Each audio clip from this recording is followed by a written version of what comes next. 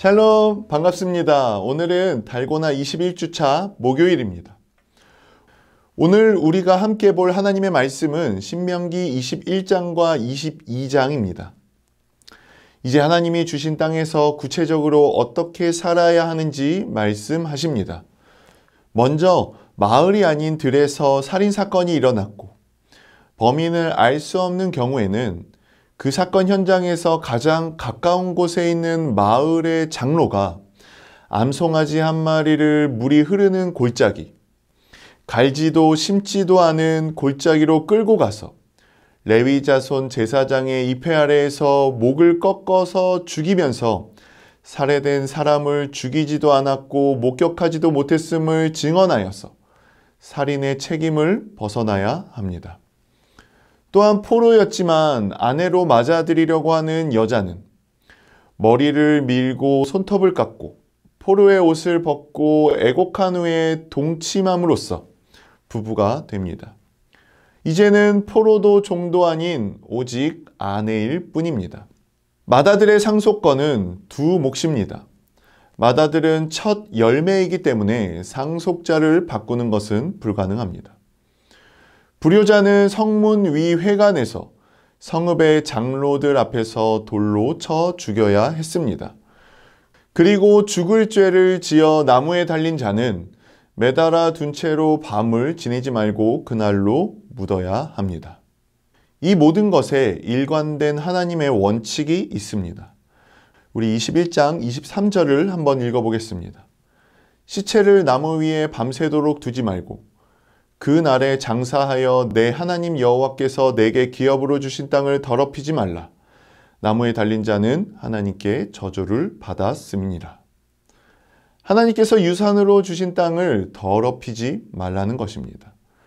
그리고 이어서 22장에서는 이스라엘 백성이 구별되어야 한다는 것을 말씀하십니다. 길 잃은 이웃의 소나 양이나 나귀를 보거나 또는 다른 사람의 옷을 주우면 못 본 채 하지 말고 주인을 찾아 돌려주라고 말씀하십니다. 이웃의 낙이나 소가 길에 쓰러져 있으면 반드시 이웃을 도와서 일으켜 세워주라고도 말씀하십니다.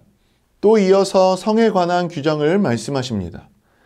남편이 된 남자가 자기 아내의 처녀성을 의심할 경우에 시시비비를 가리는 문제를 언급하고 어떤 남자가 남의 아내와 동침했을 때 동침을 한 남녀를 모두 죽여서 악의 뿌리를 뽑으라고 말씀하십니다.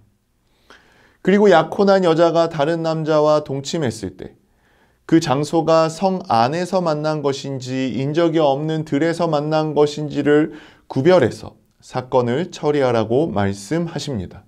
이 모든 것은 가만히 생각해 보면 여성을 보호하는 법이라고 할 수 있습니다. 여성의 인권이 굉장히 취약했던 이 시대에 남성의 주장만으로 피해를 당할 수밖에 없던 이 시대에 한 번 더 확인해 볼 수 있는 법을 지금 주시는 겁니다. 서두에 말한 것과 같이 신명기 22장 전체의 이야기는 구별되어야 한다는 것입니다. 하나님이 구별하신 것을 너희가 섞지 말라는 것입니다. 소유의 문제이건 입는 옷의 문제이건 동물의 곡식의 문제이건 남녀 관계의 문제 또한 성의 문제도 예외가 아니라는 것입니다. 세상으로부터 구별되어야 한다는 것입니다. 세상과는 달라야 한다는 것입니다. 이렇게 말씀하시는 이유는 이스라엘 민족이 세상을 변화시키기 위한 민족으로 거룩한 민족이요 제사장 나라로 하나님께서 선택하셨기 때문입니다. 말씀으로 세상을 창조하신 하나님께서 말씀을 통해서 하나님의 백성을 가르치십니다. 그리고 그 말씀대로 우리 하나님께서는 우리가 살아가기를 원하십니다.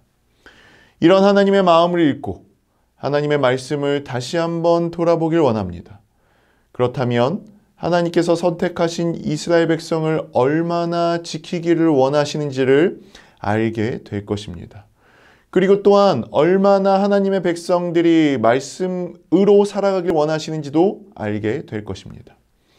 이것을 알고 세상 가운데 구별되어질 수 있는 저와 우리 성도님들 되실 수 있기를 이 시간 소망합니다. 감사합니다.